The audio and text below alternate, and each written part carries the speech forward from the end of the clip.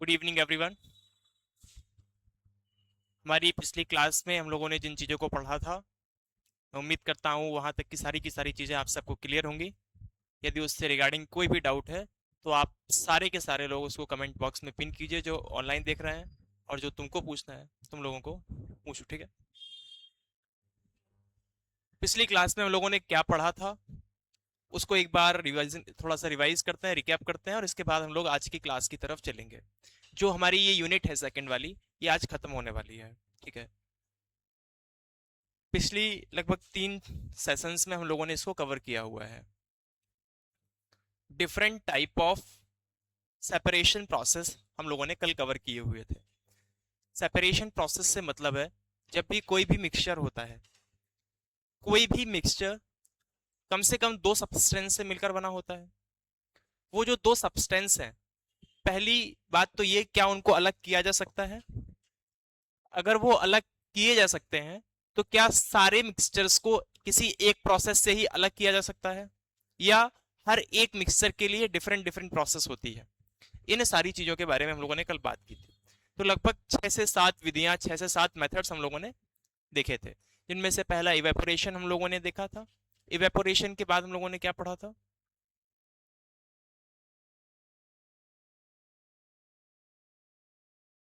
हम्म।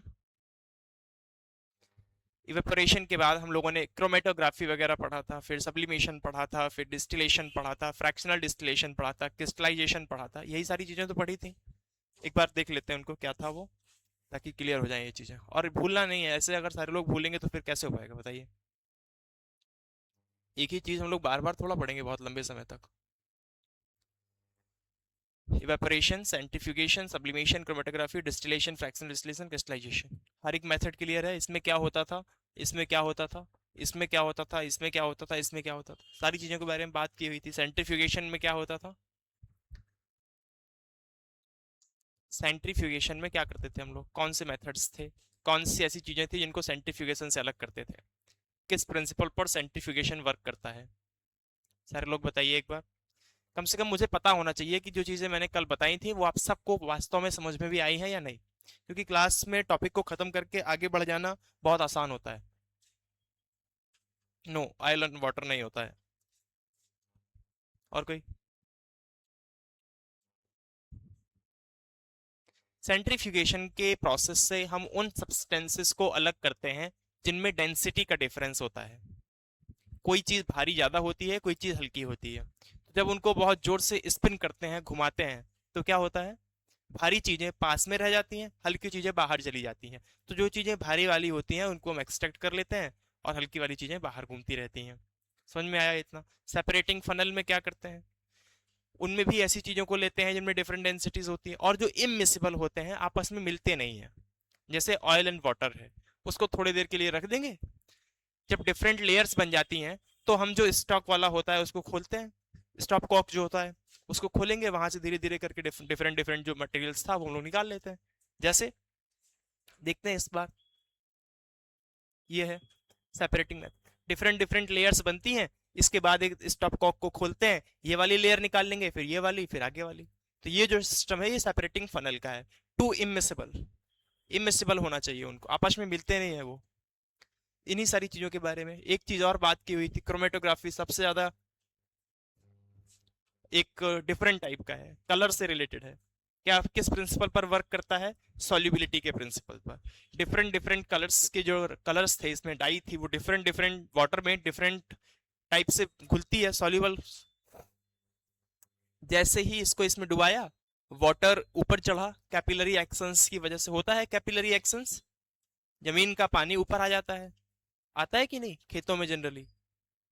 जब पानी धीरे धीरे करके ऊपर आता है तभी तो नीचे तक जमीन सूखती है, क्योंकि ऊपर सरफेस का पानी तो सूख गया, लेकिन जो पानी सरफेस के नीचे है वो पानी ऊपर कैसे आता है? तो कैपिलरी एक्शंस, उनमें छोटी छोटी कैपिलरीज, केसिकाएं बन जाती हैं, इस टाइप के बाल टाइप के बन जाते हैं। इन्हीं बाल की वजह से प्रेशर डिफरेंस से फिर पानी ऊपर चढ़ता है, ठीक है। और जब ये पानी ऊपर जाता है तो फिर एवेपोरेशन होता है। उन्हीं कैपिलरी एक्शंस की वजह से पानी चढ़ा। अब वो जो डॉट था उसमें डिफरेंट डिफरेंट कलर्स की इंक थी, उस डॉट में जैसे ही पानी गया तो वो डिफरेंट डिफरेंट कलर की इंक्स पानी के साथ डिफरेंट डिफरेंट फेज पर घुली। जो ज्यादा घुल गई वो दूर तक निकल गई पानी के साथ, जो कम घुल पाई वो पास में रह गई। तो अलग अलग देख पा रहे हैं हम लोग। क्रोमेटोग्राफी कलर से मतलब है, ठीक है, ग्रीक वर्ड है क्रोमा। फ्रैक्शनल डिस्टिलेशन क्या होता है? जब लेस देन 25% हो, 25% से कम का बॉइलिंग पॉइंट का डिफरेंस अगर सब्सटेंसेस में है तो क्या होता है? तो फिर हम उसको धीरे धीरे टेम्परेचर पर गर्म करते हैं। मैंने बताया था 4-5 सब्सटेंस लेते हैं, पहले 10 पर, फिर 20 पर, फिर 30 पर। तो जिस टेम्परेचर पर जो बॉईल हो रहा होगा उसी टेम्परेचर पर पहले करते हैं, सबसे कम से शुरू करते हैं, सबसे लास्ट तक जाते हैं। ये सारी चीजें क्लियर हैं आज की? चलो, आज हमारा ये जो टॉपिक है ये खत्म होने वाला है। अब हम लोग समझते हैं अगली चीज को। पहला टॉपिक आज हम लोग जो पढ़ेंगे वो है एलिमेंट्स। एलिमेंट्स को हिंदी में कहते हैं तत्व। क्या कहते हैं हिंदी में इसको? तत्व, गुड।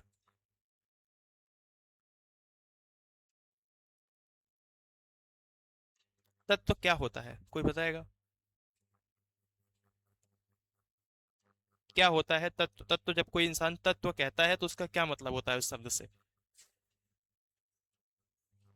कुछ तत्वों के नाम बताओ। अच्छा। हाँ।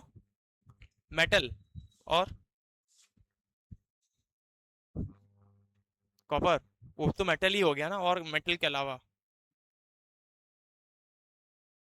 नहीं पता। जो एलिमेंट्स हैं हमारी की पूरी पीरियोडिक टेबल पता है? पीरियोडिक टेबल क्या होती है? केमिस्ट्री में वो बनी हुई होती है इस टाइप से। हाइड्रोजन, हीलियम, लिथियम, बेरिलियम, फिर आगे यही होता है। तो उन पीरियोडिक टेबल में दिए गए सारी की सारी चीजें वो तत्व होती हैं एक। ठीक है। एलिमेंट का मतलब क्या होता है, ये किसने पहली बार इस वर्ड को यूज किया, इन चीजों को समझना है। सबसे पहली बात क्लियर होनी चाहिए कि एलिमेंट एक प्योर सब्सटेंस होता है। क्या होता है? प्योर होता है ये। ठीक है। रॉबर्ट बॉयल ये व्यक्ति हैं जिन्होंने पहली बार 1661 में एलिमेंट वर्ड का यूज किया था। डायरेक्ट क्वेश्चन है, रॉबर्ट बॉयल, एलिमेंट वर्ड 1661। ठीक है। अगली चीज, लवाइजर ने इसको डिफाइन किया और क्या बताया कि बेसिक फॉर्म ऑफ मैटर है that can not be broken down further by chemical reaction. मैंने बताया था कि फिजिकल चेंज होते हैं और केमिकल चेंज होते हैं। चीजों को आप फिजिकली भी तोड़ सकते हो और केमिकली भी तोड़ सकते हो। जैसे एग्जांपल यहां पर हम एक लेते हैं, मेरे पास पास एक क्या था,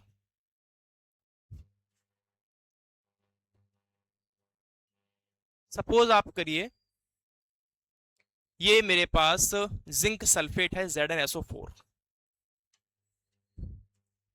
ठीक है। जिंक सल्फेट मेरे पास है, सपोज ये क्रिस्टल फॉर्म में है, बड़े से क्रिस्टल फॉर्म में है। इसको मैं क्या कर सकता हूं, इसको मैं दो तरीके से तोड़ सकता हूं। पहले किसको ठोकूं पीटूं और इसके छोटे छोटे टुकड़े पाउडर बना दूं। दूसरा तरीका मेरे पास क्या है, जिसको हम लोग कहेंगे इसको केमिकली डिकम्पोज करना। केमिकली, क्रिस्टल को आप फिजिकली भी तोड़ सकते हो, हाथ से हथौड़े से कुछ भी कर सकते हो आप उसको, तो फिजिकली हो गया, टेम्परेचर बढ़ा दो, कुछ भी कर दो। केमिकली तोड़ने का मतलब ये है कि आप इनके जिससे चीजों से मिलकर ये बना है उनको अलग अलग करना शुरू कर दें। इसका Zn अलग कर दें, सल्फर अलग कर दें, ऑक्सीजन अलग कर दें। ये जो है ना, ये पूरा का पूरा होता है केमिकल डिकम्पोजिशन। क्योंकि ZnSO4 में जिंक सल्फर ऑक्सीजन है कि नहीं? दो चीजों से मिलकर वैसे ये बना होता है, जिंक का सल्फेट है ZnSO4-2। यही होता है जिंक और सल्फेट। अभी इसको और तोड़ा जा सकता है, आप जिंक को अलग कर सकते हो, सल्फर को भी अलग कर सकते हो, ऑक्सीजन को भी अलग कर सकते हो इससे। लेकिन आप अब जिंक, सल्फर और ऑक्सीजन, इसके बाद आप इसको और अधिक नहीं तोड़ सकते केमिकली। ये अपने बेसिक फॉर्म में पहुंच गया है, आप जिंक को और ज्यादा तोड़ नहीं सकते केमिकली। जिंक अपनी पहचान जिंक की तरह ही बना के रखेगा। तो एक ऐसी स्टेट जहां पर केमिकली आप उसको और अधिक ना तोड़ पाए, जब आप उसको केमिकली और अधिक ना तोड़ पाए, ना डिकम्पोज कर पाए, उस फॉर्म पर, उस स्टेट पर जो भी चीज होती है उसको एलिमेंट कहते हैं। क्या कहते हैं? एलिमेंट। यही लिखा हुआ है यहाँ पर, basic form of matter that cannot be broken down further by chemical reaction. Chemical reaction से आप उसको और अधिक तोड़ नहीं सकते। 118 एलिमेंट्स अभी तक हमें पता है, जिनमें से 92 नेचुरली होते हैं और बाकी के हम लोगों ने बनाए हैं। ठीक है। नेचुरली कितने होते हैं, बाकी हम लोगों ने कितने बनाए हैं तब? 118 पूरे होते हैं, 92 नेचर में पाए जाते हैं फ्री फॉर्म में। बाकी के कितने हैं जो ह्यूमन ने बनाए होंगे? 20 की 26, 26 ना, 180 एंड 92, तो 26 हम लोगों ने बनाए हैं, 92 होते हैं। टोटल एलिमेंट्स कितने हमें पता है? 118, 118, गुड। उनमें से ज्यादातर जैसे हैं वो सॉलिड्स होते हैं, 11 गैस होते हैं रूम टेम्परेचर पर। ज्यादातर कैसे हैं? कुछ लिक्विड भी हैं, कुछ गैस फॉर्म में भी हैं, ठीक है, कुछ सॉलिड, कुछ लिक्विड, कुछ गैस। ज्यादा क्या है? गैस। गैस कितने हैं? 11 के आसपास। 2 लिक्विड्स हैं, मरकरी एंड ब्रोमीन। कितने हैं? ब्रोमीन। तो सबसे ज्यादा एलिमेंट्स कैसे हैं? उनके बाद, इसके बाद लिक्विड। गैस कितने हैं?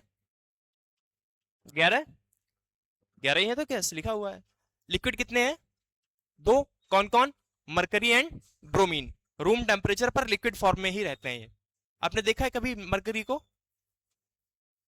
थर्मामीटर में होता है थोड़ा सा। तो वो जो मरकरी है वो रूम टेम्परेचर पर भी लिक्विड फॉर्म में ही रहता है, उसको सॉलिड करना अपने आप में एक चैलेंज है, ठीक है, वो लिक्विड ही रहेगा। सेम ब्रोमीन है, ये भी लिक्विड फॉर्म में ही रहता है। गैलियम और caesium, they become liquid slightly above room temperature, ठीक है। 273 केल्विन जो है, 0 डिग्री सेल्सियस को कहा जाता है। किसको कहा जाता है? 0 डिग्री सेल्सियस। तो लगभग लगभग मैं ये मान के चलूं कि 300 केल्विन ये हमारा रूम टेम्परेचर हो जाएगा। कितना हो गया ये? लगभग 27 degree Celsius, 25 26 room temperature ideal यही माना जाएगा। इससे 2-3 डिग्री सेल्सियस ऊपर ही जैसे करोगे तो जो गैलियम और सीजियम ये लिक्विड में चेंज हो जाते हैं। रूम टेम्परेचर पर तो सॉलिड में ही होते हैं, लेकिन रूम टेम्परेचर को थोड़ा सा ही बढ़ाओगे तो ये गैस बन जाएंगे, सॉरी लिक्विड बन जाएंगे। समझ में आ गया? मेटल्स क्या होती हैं, नॉन मेटल्स क्या होती हैं, इनके बारे में हम लोग बाद में बात करेंगे। Metals, non metals, metalloids, alloys, इसकी एक डिफरेंट फिजिक्स में बात होगी आगे। अब आते हैं हम लोगों ने पढ़ा कि मिक्सचर क्या होता है। क्या होता है मिक्सचर? दो डिफरेंट सब्सटेंसेस को मिला के जो चीजें बनती हैं उनको हम मिक्सचर कहते हैं। 2 टाइप के होते हैं, होमोजेनस एंड हेट्रोजेनस। होमोजेनस का मतलब क्या होता है? जिनमें दोनों सब्सटेंस एक दूसरे से ऐसे मिल जाएं कि आपको अलग समझ में ही ना आए। जैसे सॉल्यूशन, वाटर के अंदर कोई भी चीज लिक्विड फॉर्म में डालोगे, कलर डाला है कभी वाटर में? कोई भी लिक्विड कलर डालोगे वाटर में घुल जाएगा, अलग नहीं कर पाओगे फिर आप उसको, इसको कहते हैं सॉल्यूशन। और हेट्रोजेनस मिक्सचर क्या होता है? अपनी अलग मिक्स ना हो पाए ठीक से, सस्पेंड तो हो जाए पर डिसॉल्व ना हो पाए, उनको हम लोग क्या कहते हैं? क्या एग्जांपल्स होते हैं उनके? सस्पेंशन और कोलॉइड्स, कल पढ़े थे। सस्पेंशन में क्या होता है? मिल जाते हैं, दिखते रहते हैं। उसमें मिलते हैं, दिखते नहीं है, पर अलग अलग रहते हैं दोनों में। तो सस्पेंशन और कोलॉइड। और इमल्सन भी, इमल्सन का मतलब क्या होता है? लिक्विड का लिक्विड में मिलना, हम लोग बात करेंगे अभी इमल्सन की। तो सस्पेंशन का मतलब क्या था? 2 डिफरेंट सब्सटेंसेस मिले, दोनों की अपनी अलग पहचान हो, घुलते नहीं है, डिसॉल्व नहीं होते, मिल जाते हैं, सस्पेंड हो जाते हैं, ठीक है। मिल जाना अलग बात है और घुल जाना अलग बात। घुल जाएगा तो फिर अलग अलग आप नहीं दिख पाओगे उनको, जैसे सॉल्यूशन में होता है। जबकि यहाँ पर मिलते हैं आपस में, जैसे वाटर के अंदर डस्ट, मैंने एग्जांपल भी दिया हुआ था। तो वाटर के अंदर जब आप डस्ट को डालते हैं तो क्या होता है? डस्ट अपनी अलग दिखती है। तो सस्पेंशन उसी स्टेट में होता है, जैसे वाटर और डस्ट थोड़ी देर के लिए रख दोगे आपको अलग डस्ट दिखने लगेगी। कोलॉइड में क्या होता है? मिल जाती हैं चीजें, क्योंकि पार्टिकल्स बहुत छोटे होते हैं तो वो सेटल नहीं होते, तो अलग दिखते भी नहीं है। जैसे मिल्क, मिल्क होता है, मिल्क के अंदर फैट वाला मटेरियल होता है और वो कार्ब्स होते हैं जो खोया में अलग बनते हैं। तो मिल्क के अंदर वो पहले से था कि नहीं, लेकिन क्या आपने उसको देख पाया कि अलग ये खोया वाला पार्टिकल? कोई आपसे कहे कि खोया वाला पार्टिकल निकल, नहीं दिखा पाओगे आप। तो मिले तो हुए थे वो आपस में पहले से ही, लेकिन वो इतने माइन्यूट फॉर्म में थे कि वो अलग नहीं दिखते थे, ठीक है। और कोलॉइड में एक मोशन होती थी, मैंने बताया था जिगजैग वाली, जो डिस्पेंस जो आपका मीडियम होता है वो डिस्पर्स मीडियम, उस मीडियम में क्या होता था? डिस्पर्शन मीडियम या डिस्पर्स्ड फेज, 2 चीजें होती थी ना कोलॉइड में। देखो ऐसे नहीं चलेगा, आपको रिवाइज करना होगा चीजों को। ये स्लाइड आज मैं शेयर कर दूंगा आप सबके साथ, और इसके बाद पढ़ के ही आना है नेक्स्ट क्लास में, क्योंकि इसके बाद हम लोग नेक्स्ट चीज़ें पढ़ेंगे, और नेक्स्ट चीज़ें जब हम पढ़ेंगे तो फिर पीछे की चीज़ों को एंटरटेन नहीं हो पाता है। ये देखिए, डिस्पर्स्ड फेज और डिस्पर्शन मीडियम दो चीज़ें होती हैं। डिस्पर्शन मीडियम वो होता है जो ज़्यादा होता है क्वांटिटी में, जैसे वाटर है। तो क्या होता है, जब आप किसी भी चीज़ को डिस्पर्शन मीडियम में डालते हैं तो डिस्पर्शन मीडियम के मॉलिक्यूल्स बाहर से डाली गई चीज़ को लगातार हिट करते हैं इरेगुलरली। ठीक है, तो इरेगुलरली हिट करने की वजह से वो एक डिफरेंट टाइप के पाथ, जिगजैग वाला पाथ, इस टाइप से कहीं इधर भागे कहीं इधर, ये पाथ फॉलो करता है। इस मोशन को कहते हैं ब्राउनियन मोशन। क्या कहते हैं इसको? Brownian motion. वेल, नेक्स्ट बात करते हैं। एलिमेंट समझ में आया, मिक्सचर समझ में आया। मिक्सचर के बाद नेक्स्ट थिंग जो हम लोगों को पढ़नी है वो है हमारी कंपाउंड। ठीक है, मिक्सचर में और कंपाउंड, मिक्सचर और कंपाउंड लगभग एक जैसी चीजें हैं। ठीक है, मिक्सचर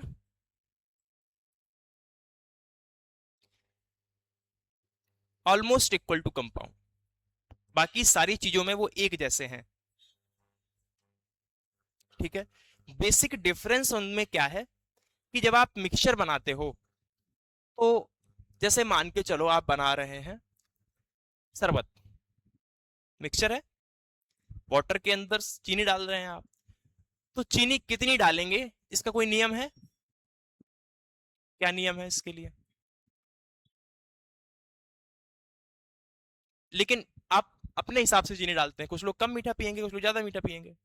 तो मतलब ये है कि जब आप चीजों को अपने हिसाब से किसी भी रेशियो में मिला दें, कैसे भी मिला दें, किसी भी मात्रा में मिलाएं, तब जो मिलेगा वो आपको मिक्सचर मिलेगा। क्या मिलेगा तब? मिक्सचर।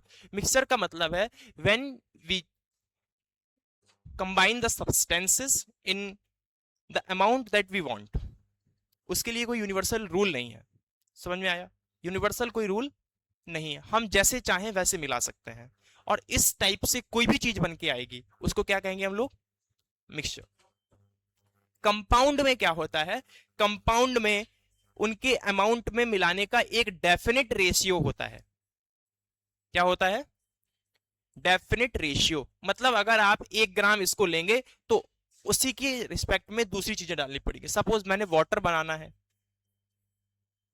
इसमें फिक्स रेशियो है, हाइड्रोजन 2 और ऑक्सीजन 1। इससे इधर उधर मिलाओगे तो वाटर नहीं बनेगा फिर। समझ में आया? ये फिक्स्ड रेशियो है, डेफिनेट रेशियो है, तो कंपाउंड है। किसी भी रेशियो में मिलाएंगे तो मिक्सचर। अगर हम इनडेफिनेट रेशियो में मिलाते हैं या नॉन डेफिनेट रेशियो में मिलाते हैं तो हमें मिक्सचर मिलेगा, और जब हम डेफिनेट रेशियो में मिलाते हैं तो हमको क्या मिलेगा? Compound. It is the basic difference between the two. लिखिए यहाँ पर, टू और more elements chemically combined in fixed proportion. ये इंपॉर्टेंट है, फिक्स्ड प्रोपोर्शन में ही मिलाना है। Properties completely different from constituent elements. ये क्या है? इसका मतलब ये है, अभी हमारे पास हाइड्रोजन और ऑक्सीजन है, यही है। हाइड्रोजन की प्रॉपर्टी हाइड्रोजन के जैसी है, ऑक्सीजन की प्रॉपर्टी ऑक्सीजन के जैसी। मिलाने के बाद जो वाटर बनेगा, इसकी प्रॉपर्टीज हाइड्रोजन और ऑक्सीजन से अलग डिफरेंट प्रॉपर्टी हो जाती है।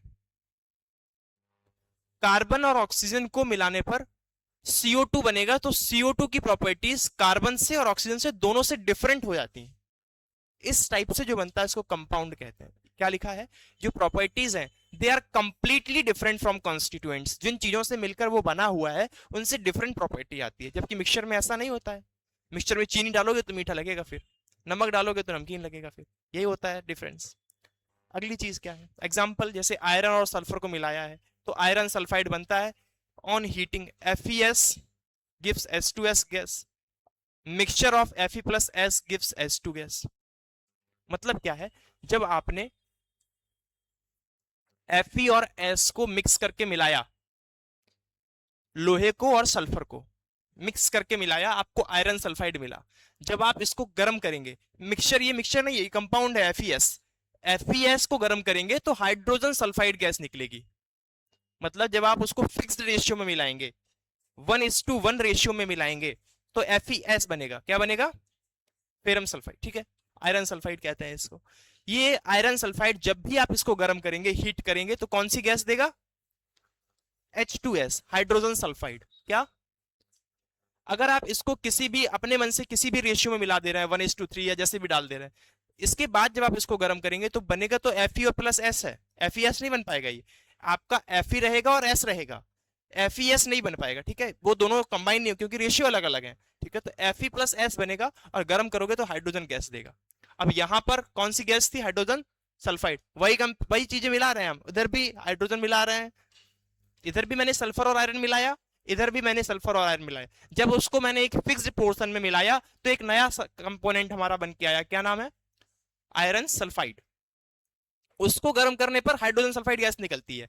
जब हमने उनको बिना किसी रेशियो में अपने मन से मिलाया तो कोई नया सब्सटेंस नहीं बना, उनका एक मिक्सचर बन गया, और उस मिक्सचर को गर्म करने पर क्या बना? Hydrogen gas. हाइड्रोजन ऊपर, हाइड्रोजन सल्फाइड नीचे, हाइड्रोजन। तो यहां से पता क्या चला कि अगर हम उसको फिक्स्ड पोर्शन में मिलाते हैं तो कंपाउंड बनता है, और जो कंपाउंड बन के आता है उसकी प्रॉपर्टीज कॉन्स्टिट्यूएंट्स एलिमेंट से डिफरेंट होती हैं, जबकि मिक्सचर में ऐसा। Fair enough. मिक्सचर और कंपाउंड के बीच में कुछ डिफरेंस है। क्या डिफरेंस है? इनका फॉर्मेशन फिजिकल प्रोसेस से होता है। फिजिकल प्रोसेस का मतलब उठाओ मिलाओ बन गया। इनका फॉर्मेशन केमिकल रिएक्शन से होता है। कंपोजिशन वेरिएबल होता है, आप किसी भी प्रोपोर्शन में मिला दो। ठीक है, किसी भी प्रोपोर्शन में आप चीजों को मिला सकते हो, किसी भी अनुपात में चीजें डाल दो, जबकि कंपाउंड में ऐसा फिक्स्ड कंपाउंड में होता है। H2O का मतलब है 2:1। फिर प्रॉपर्टीज क्या है? Components retain their properties. सबसे बड़ी बात यह है यहाँ पे, जिन चीजों से मिलकर मिक्सचर आपका बना है उनकी प्रॉपर्टीज मिक्सचर में होती हैं, जबकि कंपाउंड में जब आप दो चीजों को मिलाते हो तो एक डिफरेंट चीज बनती है, डिफरेंट प्रॉपर्टी वाली। समझ में आया इतना? सेपरेशन आप फिजिकल मेथड से अलग कर सकते हो, कंपाउंड को फिजिकल मेथड से अलग नहीं कर सकते, क्योंकि वो केमिकल रिएक्शन से बने हैं तो केमिकल रिएक्शन से ही तोड़े जा सकते हैं। ये फिजिकल रिएक्शन से बने हैं तो फिजिकल प्रोसेस से अलग हो जाएंगे। ठीक है, एनर्जी चेंज ये थोड़ा सा ध्यान रखना है। हाँ, इनके मेल्टिंग और बॉइलिंग पॉइंट मिक्सचर के फिक्स नहीं होते। मिक्सचर के मेल्टिंग और बॉइलिंग पॉइंट फिक्स नहीं होते। जैसे किसी भी रेशियो में मिलाओगे तो किसी भी रेशियो में वो लोग पिघलेंगे, इसका फिक्स होता है। वाटर है 100 डिग्री सेल्सियस, कितना भी लेके आ जाओ। ठीक है, एग्जाम्पल्स एयर है, सॉल्ट है, वाटर है। तो एयर में क्या क्या होता है? एयर में सारी की सारी गैसेस डिफरेंट डिफरेंट अमाउंट में होती हैं। इधर देखो वाटर है, वाटर में H2O, इसमें वाटर नहीं होगा भैया। अच्छा, सॉल्ट वाटर है, सॉल्ट वाटर। सॉल्ट और वाटर अलग अलग है। अगर हम यहाँ पर कॉमा लगा देंगे अभी तो ये फिर कंपाउंड बन जाएगा, क्योंकि सॉल्ट का मतलब है NaCl फिक्स्ड पोर्शन, वाटर का मतलब है H2O फिक्स्ड पोर्शन। यहाँ पर साल्ट अलग है और वाटर अलग है। ठीक है, ध्यान रखिएगा इस चीज का। अब हमें पढ़ना है इमल्सन। इमल्सन क्या होता है? इमल्सन का मतलब है लिक्विड का लिक्विड के साथ सॉल्यूशन। क्या? लिक्विड का लिक्विड के साथ। ठीक है, an emulsion is a colloid. क्या होता है? Colloid, where liquid is dispersed in liquid. Liquid is dispersed in liquid. Good. One liquid breaks into tiny droplets and spreads through another liquid. क्या होता है? जैसे हमने एक एग्जांपल दिया था कि जब भी हम डाई वगैरह डालते हैं, क्या डालते हैं? डाई वाटर के अंदर, तो डाई लिक्विड फॉर्म में होती है। इंक डाल दो मान के चलो तो इंक लिक्विड फॉर्म में होती है, और वाटर भी लिक्विड फॉर्म में ही होता है। तो जैसे ही आप उसको डालते हैं उसमें इंक को, तो इंक के पार्टिकल्स छोटे छोटे होके पूरे के पूरे लिक्विड में फैल जाते हैं, यही होता है। और पूरा का पूरा वाटर एक इंक कलर का हो जाता है, यही होता है। यही चीज इसमें ये लिखी हुई है, one liquid breaks into tiny droplets, छोटे छोटे में टूटेगा, and spreads through another liquid, जो दूसरा लिक्विड है उसमें पूरी तरह से फैल जाता है यूनिफॉर्मली। इसको इमल्सन कहते हैं। Both liquids are normally immiscible, don't mix naturally, एक दूसरे के साथ मिलते नहीं है जनरली। एग्जाम्पल है मिल्क। मिल्क में क्या होता है? फैट की ड्रॉपलेट्स होती हैं वाटर के अंदर, जैसे ही गर्म करोगे वाटर वाला पोर्शन उड़ जाएगा, सिर्फ फैट फैट रह जाएगा। और भी चीजें हैं, बटर है, फिर मायोनेज। इमल्सिफिकेशन एक अलग टॉपिक है। ठीक है, तो इमल्सन समझ में आया क्या होता है? इमल्सन में क्या है? लिक्विड लिक्विड में मिलेगा और वो कंपोनेंट्स आपस में मिलते नहीं है। इंक वाटर के साथ सॉल्यूट नहीं हो सकती, उसको उसके साथ मिलना नहीं, वो डिजोल्व नहीं होगी इंक, लेकिन मिल जाएगी पूरे वाटर में। डिजोल्व नहीं होगी पर मिल जाएगी, समझ में आया? इसको इमल्सन, इमल्सिफिकेशन है process of making an emulsion. Emulsion को बनाने की प्रोसेस इमल्सिफिकेशन है। और इमल्सीफायर क्या है? It is added to stabilise it. Emulsifier में क्या होता है? One end attracted to water, another end attracted to oil. जब वाटर और ऑयल से मिलकर बनाएंगे तब की बात हो रही है इसमें। Oil in water, water in oil, ये इमल्सिफिकेशन का टाइप है। अगर आप वाटर में ऑयल डालते हैं तो डिफरेंट टाइप का बनेगा, ऑयल में वाटर डालते हैं तो डिफरेंट टाइप का बनेगा, ठीक है? जिसकी मात्रा ज्यादा होगी, इसमें मतलब केवल मात्रा का मतलब है, ठीक है? इमल्सिफिकेशन समझ में आया? इमल्सिफिकेशन का मतलब क्या है? हाँ,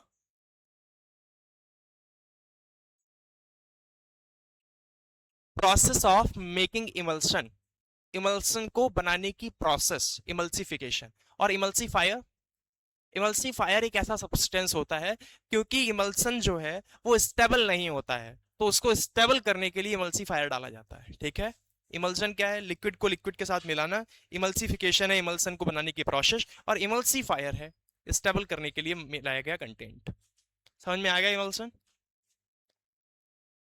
ये डिफरेंट चीजें हैं इसमें, मैंने इसके बारे में तो लिखाया हुआ था, बताया था शायद पिछली क्लास में। ये तो हम लोग पढ़े थे ना? Let me check this. हाँ, ये बताया हुआ था मैंने, वही चीज डिटेल में दी गई है। एक बार रिवाइज कर लेते हैं, आगे चलते हैं फिर। सॉल का मतलब क्या होता है? सॉल, सॉल का मतलब है जब सॉलिड को लिक्विड में मिलाया जाए तो सॉल बनता है। क्या बनता है? कब? जब सॉलिड को लिक्विड में मिलाया जाए। एग्जाम्पल, ब्लड सॉल है। क्यों? आरबीसी को प्लाज्मा में मिलाया जाता है, आरबीसी सॉलिड होती है, प्लाज्मा लिक्विड है। मड है, पेंट है, इंक है, ये सारी की सारी चीजें वही है सॉल। जेल में क्या होता है? लिक्विड को सॉलिड में मिलाया जाता है, उल्टा है, ठीक? सॉल का उल्टा क्या है? जेल। सॉल में क्या होता है और जेल में जेल बनता है। एग्जाम्पल, जेली, चीज वगैरह। एरोसॉल में क्या होता है? लिक्विड या सॉलिड दोनों में से किसी को गैस में मिला देना, तो एरोसॉल्स बनते हैं। एनवायरनमेंट में डिटेल में पढ़ना है। जैसे आपने देखा है कभी कोहरा वगैरह को, तो कोहरा में पानी की बूंदें होती हैं, गैस में मिली हुई होती हैं, तो उसको क्या कहते हैं हम लोग? एरोसॉल। फोम क्या है? जब गैस को लिक्विड या सॉलिड में कहीं मिलाते हैं तो फोम बनता है। फोम का एग्जांपल क्या है? शेविंग क्रीम, स्पॉन्ज, रबर, ये सारे फॉर्म है। क्लियर हो गया? आगे, सॉल्यूशन, कोलॉइड और सस्पेंशन दो अलग अलग चीजें हैं। सॉल्यूशन एक होमोजेनस टाइप का मिक्सचर है, कोलॉइड और सस्पेंशन दोनों हेट्रोजीनस हैं। इसमें 1 नैनोमीटर से लेस देन पार्टिकल्स होते हैं, इसमें 1 से 100, इसमें 100 से बड़े। कोलॉइड में 1 से 100 नैनोमीटर के बीच के पार्टिकल्स होते हैं, इसीलिए वो दिखते नहीं है। 100 से बड़े सस्पेंशन में होते हैं, इसलिए वो दिखते हैं। टिंडल इफेक्ट इसमें नहीं हो सकता, क्यों? क्योंकि पार्टिकल्स जो होते हैं वो किसी भी लाइट को स्कैटर नहीं करते। जब तक लाइट को स्कैटर नहीं करेंगे, मतलब पार्टिकल्स से जब आपकी लाइट की रेज टकराती हैं, प्रकाश की जो रेज होती हैं, सनलाइट देखा है, कोई भी लाइट, वो लाइट जब टकराती है अंदर पार्टिकल्स से, तो वो पार्टिकल्स लाइट को स्कैटर करते हैं, फैलाते हैं। और जब वो फैलाते हैं तो उसकी वजह से लाइट की बीम हमें दिखने लगती है, उसमें पूरा का पूरा बीम दिखने लगती है। और जब वो नहीं फैलाएंगे तो फिर वो बीम नहीं दिखेगी, ठीक है? तो इसी को हम लोग कहते हैं टिंडल इफेक्ट, ठीक है? तो टिंडल इफेक्ट सॉल्यूशन में होता है? नहीं होता। कोलॉइड में नहीं होता, क्यों? क्योंकि छोटे छोटे, सॉरी, इसमें होता है, कोलॉइड में होता है और इसमें भी होता है, ठीक है? क्योंकि डिफरेंट पार्टिकल्स होते हैं इसमें भी। कोलॉइड में तो स्पेसिफिकली कोलॉइड में ही होता है टिंडल इफेक्ट। इसमें पार्टिकल्स नेकेड आई खुली आंखों से देख सकते हो? नहीं। इसके भी नहीं देख सकते, इसके देख सकते हो। स्टेबिलिटी, ये स्टेबल होता है। कोलॉइड भी स्टेबल होता है ब्राउनियन मोशन की वजह से, ये स्टेबल नहीं होता। इसको फिल्ट्रेशन से सेपरेट किया जा सकता है? नहीं। छान के अलग नहीं कर सकते सॉल्यूशंस को, इसको भी नहीं कर सकते क्योंकि पार्टिकल्स बहुत छोटे हैं। इसको किया जा सकता है, बड़े होते हैं, ठीक है? समझ में आ गया? तो हम लोगों ने इस चैप्टर में पढ़ा क्या क्या अभी तक? पहली चीज हम लोगों ने पढ़ी थी कि प्योर सब्सटेंस क्या होते हैं। दूसरी चीज हम लोगों ने प्योर और इम्प्योर दोनों की बात हुई थी। फिर हम लोगों ने पढ़ा था कि मिक्सचर क्या होता है। मिक्सचर के टाइप्स पढ़े थे हमने, होमोजेनस एंड हेट्रोजेनस। फिर हम लोगों ने पढ़ा था सॉल्यूशन क्या होता है, सॉल्यूशंस पढ़े थे। सॉल्यूशन के कंपोनेंट्स पढ़े थे, सॉल्यूट और सॉल्वेंट। इसके बाद हम लोगों ने पढ़ा था टाइप्स ऑफ सॉल्यूशन, सैचुरेटेड और अनसैचुरेटेड दोनों टाइप की पढ़े थे। उसमें सॉल्युबिलिटी पढ़ा था हमने, टाइप्स भी पढ़े थे। इसके बाद हम लोगों ने क्या पढ़ा आगे सॉल्यूशन के बाद, separation methods, different separation methods. फिर हम लोगों ने क्या पढ़ा आगे, एलिमेंट्स के बारे में। एलिमेंट्स के बाद कंपाउंड, और कंपाउंड के बीच, मिक्सचर और कंपाउंड के बीच में हम लोगों ने कंपेयर भी किया हुआ था कि मिक्सचर और कंपाउंड में डिफरेंस क्या होता है। फिर हमने तीनों स्टेट्स में अलग अलग जो मिक्सचर होते हैं, जैसे कोलॉइड है, सस्पेंशन है, और इसके साथ तीसरा वाला कौन था, सॉल्यूशन, उन तीनों को कंपेयर करके देखा था। ठीक है, ये सारी चीजें हम लोगों ने इस चैप्टर में कवर की हैं। ये जो यूनिट है हमारी आज यहाँ पर खत्म हो गई है। नेक्स्ट क्लास में इसको आप सबको पढ़ के आना है पहले, इसके बाद हम लोगों का टेस्ट होगा। क्लियर हो गया, टेस्ट होगा और उन्हीं क्वेश्चंस का होगा जो पिछले हमारे पूछे गए हैं। क्लियर है, ठीक है। कोई भी डाउट आपका हो चैप्टर से रिलेटेड आप पूछ सकते हो अभी, जो भी चीजें मैंने आपको बताई हैं अभी तक। लास्ट दोनों चैप्टर की बात कर रहा हूँ, क्योंकि अब जो तीसरा चैप्टर है वो उससे डिफरेंट होने वाला है। तो मैटर चैप्टर में, जिसमें हम लोगों ने matter, states of matter, composition of matter, एक स्टेट से दूसरे स्टेट में चेंज करना, लेटेंट हीट, स्पेसिफिक हीट, ये सारी की सारी चीजें क्या होती हैं ये हम लोगों ने पढ़ा हुआ था। अब हम लोगों को क्या पढ़ना है, अगला हमने पढ़ा था मिक्सचर, मिक्सचर भी हो गया है। नेक्स्ट क्या होगा ये डिसाइड होगा हम लोगों को। लेकिन इन दोनों से क्वेश्चंस जो पूछे गए हैं उनका एक सेपरेट सेशन हम लोग रखने वाले हैं, वहां पे सॉल्व करेंगे उनको। अभी अभी तक के जो चीजें समझ में ना आई हो आप उनसे पूछ सकते हैं मुझसे। ठीक है, ये स्लाइड को मैं शेयर कर दूंगा आपको, दोनों ही लेक्चर्स ये सारे के सारे हमारे प्लेटफॉर्म यूट्यूब वाले पर मिल जाएंगे। और ये कंटेंट जो भी है हमारे पास, इसके हैंड रिटन नोट्स, इसके साथ साथ क्लास नोट्स, ये दोनों ही चीजें वहां पर डली पड़ी हुई होंगी। ठीक है, चैनल के अंदर। चलिए ठीक, फिनिश करते हैं आज की क्लास को तो।